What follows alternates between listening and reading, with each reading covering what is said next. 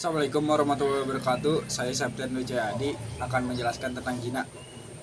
Pengertian jina. Jina dalam Islam merupakan sebuah perbuatan terlarang dan mendapatkan balasan yang pedih dari Allah Subhanahu wa taala. Seringkali jina selalu dikaitkan dengan hubungan intim yang dilakukan oleh dua perempuan dan laki-laki yang bukan muhrim. Namun nyatanya jina tidak hanya terbatas pada perbuatan tersebut. Padahal dalam Al-Quran telah disebutkan secara jelas bahwa Allah Subhanahu wa taala melarang hambanya untuk menjauhi nafsu syahwat terhadap lawan jenis bukan muhrimnya.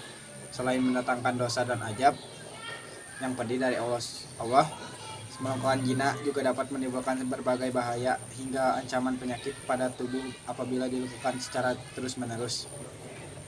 Jenis zina. Zina dalam Islam terbagi menjadi beberapa jenis. 1. Zina al-aman. Jenis zina yang pertama ini merupakan zina pada umumnya dilakukan oleh panca indera.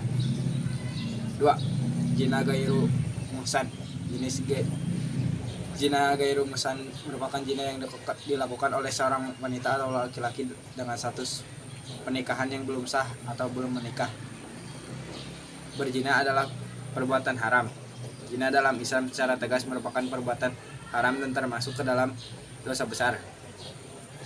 Hal tersebut seperti yang tertulis pada firman Allah sebagai berikut, dan orang-orang yang tidak menyembah Tuhan yang lain beserta Allah dan tidak membunuh jiwa yang diharamkan Allah membunuhnya kecuali dengan alasan yang benar, dan tidak berzina barang siapa yang melakukan yang demikian, niscaya dia mendapat pembalasan dosa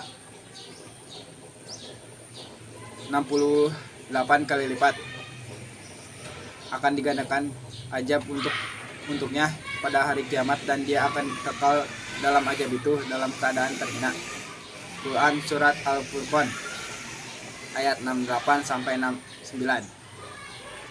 Hukuman di dunia bagi penjina selain mendapatkan dosa besar dan laknat dari Allah Subhanahu wa taala, zina dalam Islam juga akan mendapatkan hukuman yang setimpal saat di dunia. Hukuman tersebut tak lain berupa tajam atau dilempari batu hingga mati.